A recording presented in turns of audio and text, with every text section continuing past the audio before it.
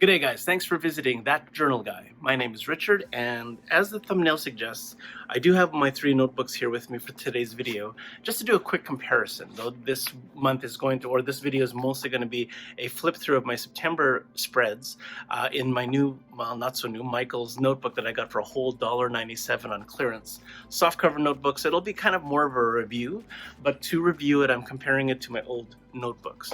So I haven't decorated the cover yet, but I'm hoping to make it more my own as this month progresses. So I hope you guys will enjoy this. We will go onto my tabletop like we normally do for my videos and take a closer look at this Michael's softcover dotted notebook.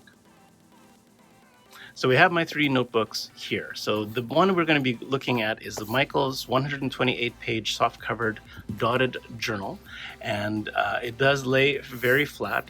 But one of the first things that I noticed when I was going through this is that the grid is actually a little smaller, just a touch smaller than this one.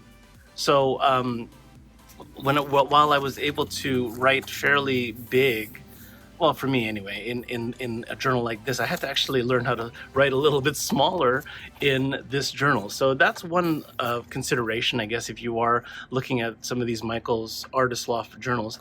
Let's just go into the spreads and you can sort of see what I did here. So here's my September title page. Basically, I used some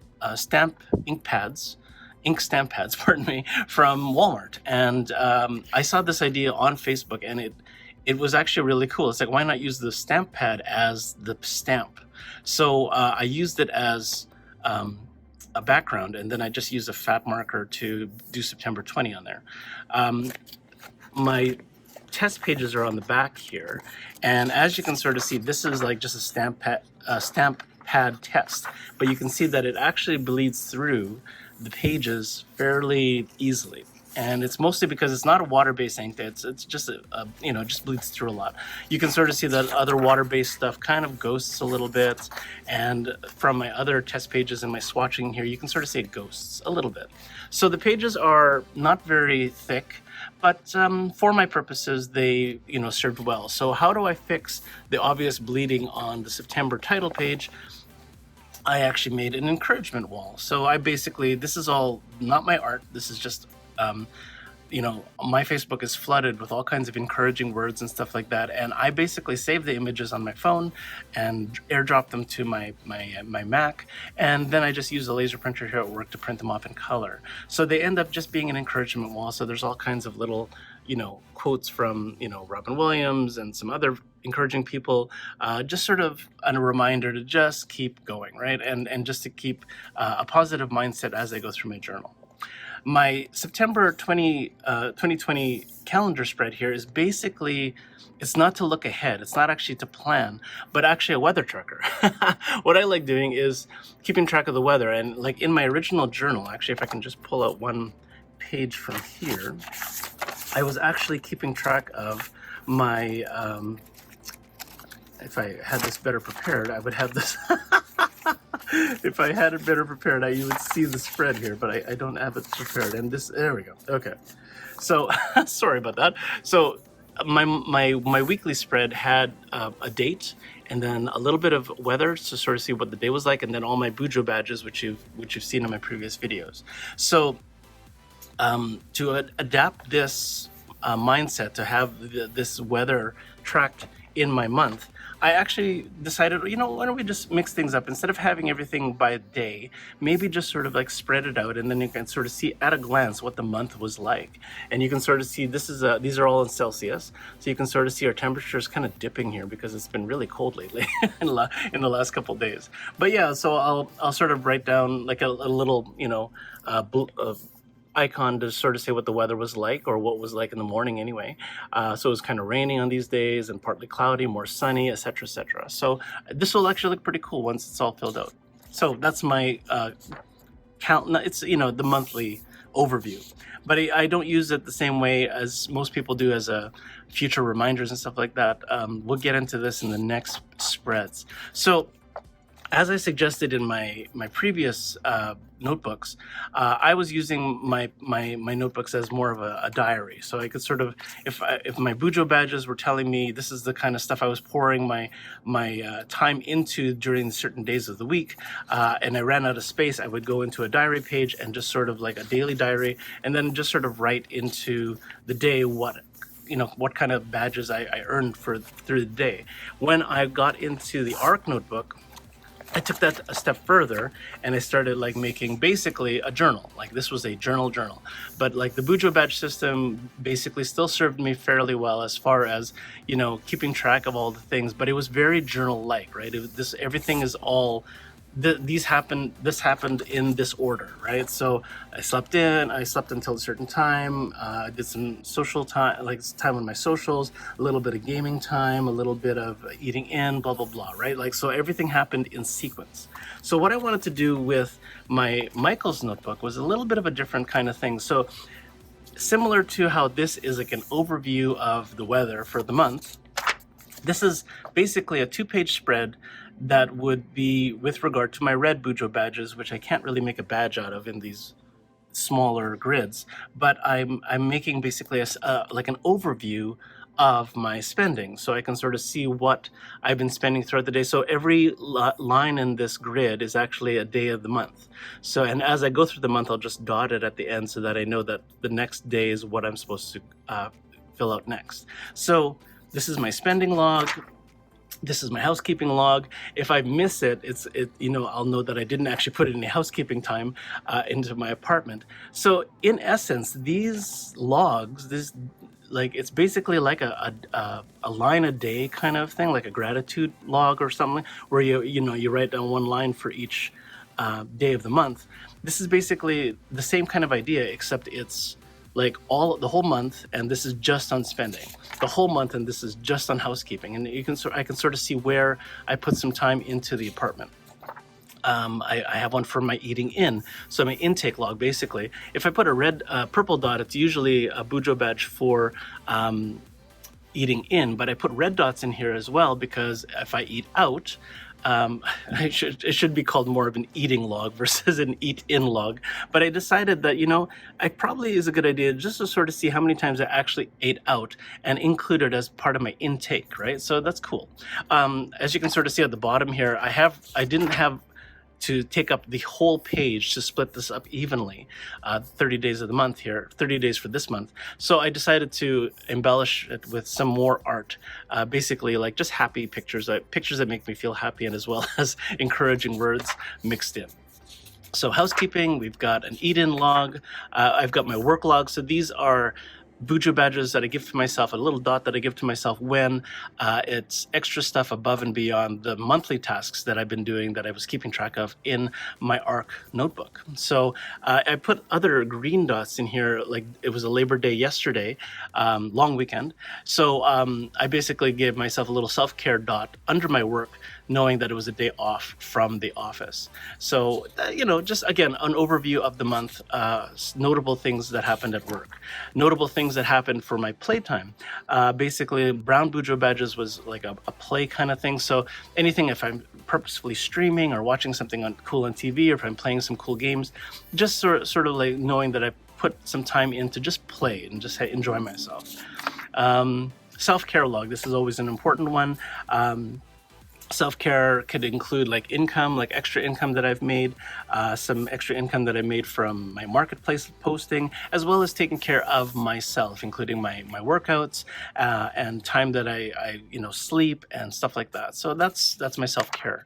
Then my family time, little dark green dots to sort of say this is the moments that I was able to spend time with my family and pour into them as much as I try to pour into other things in my life.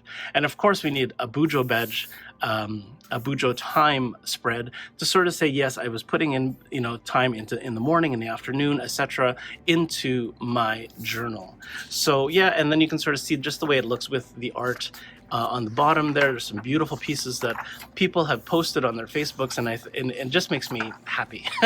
So I like putting happy kind of things on the bottom of my pages or to embellish, but I didn't want to get in the way of the actual grid, right? So I just thought, just keeping it on the bottom and using that as part of the encouragement, like it's in the same vein as the encouragement wall here, just sort of additional things to keep me on track and remind me, or to put me in a happy place when I start recording some of the stuff in my journal.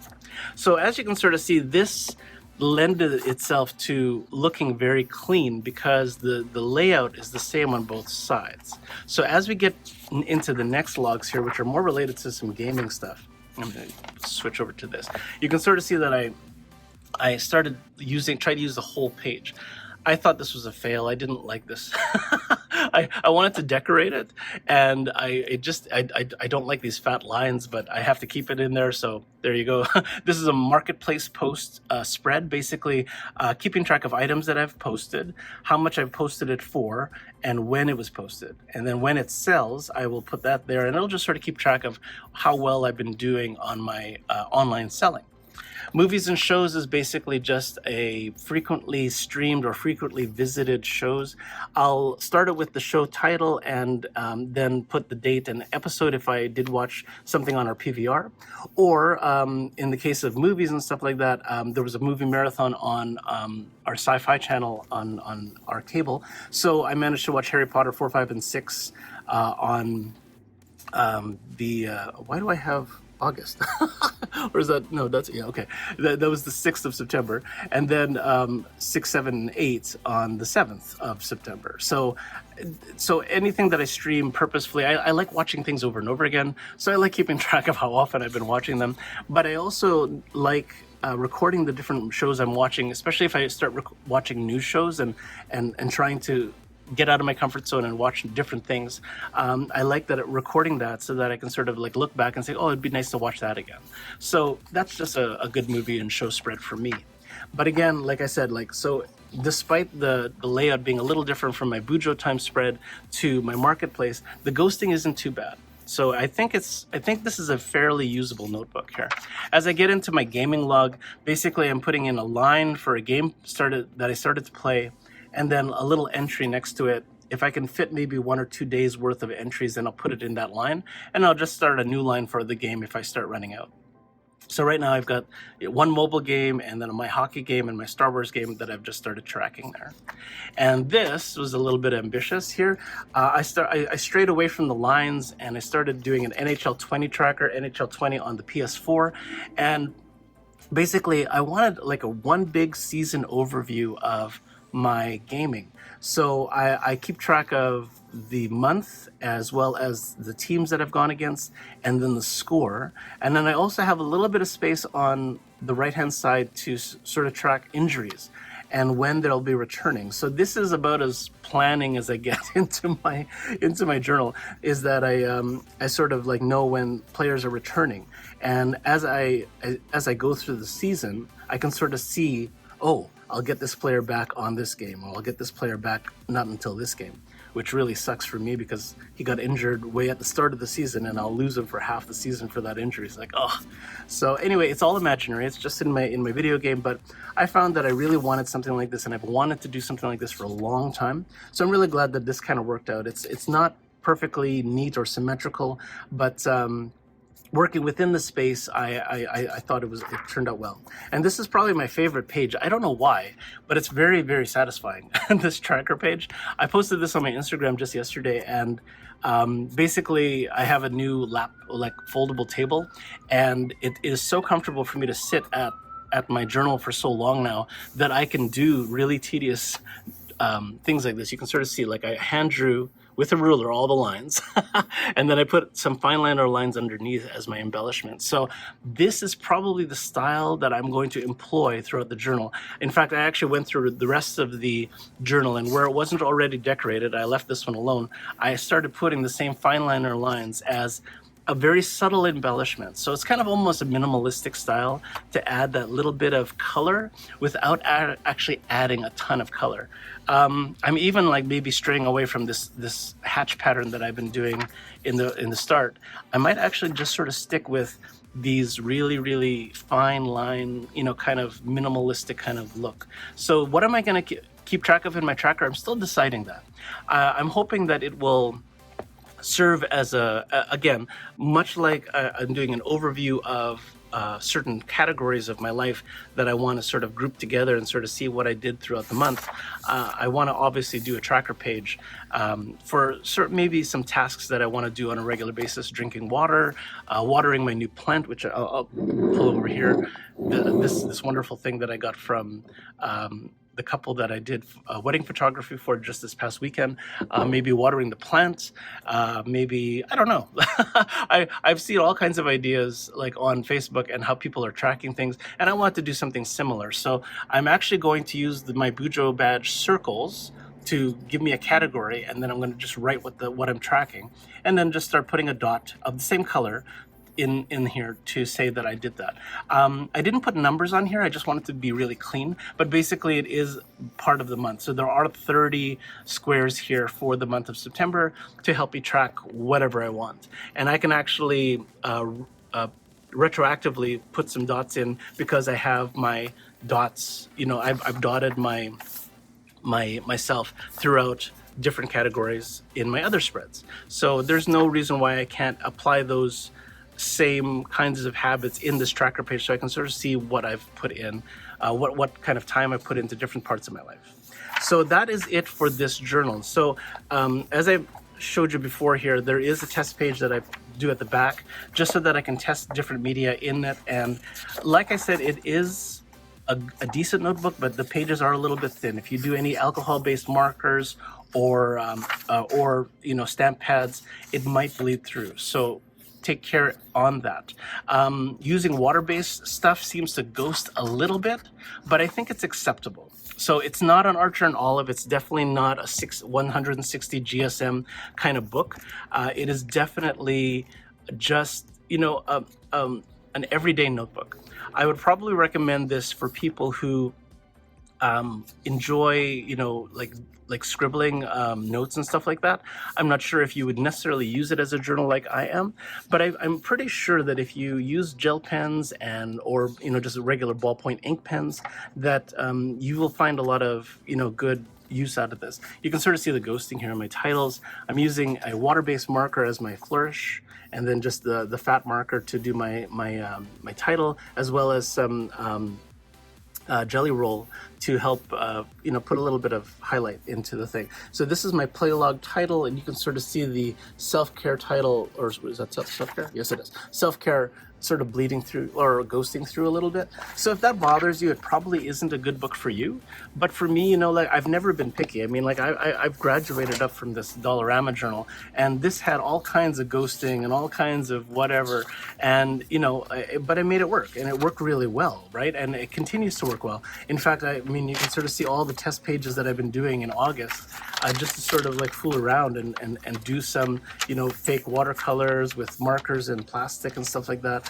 Testing all kinds of media, testing, all kinds of different markers that I'm finding at Dollaramas and such.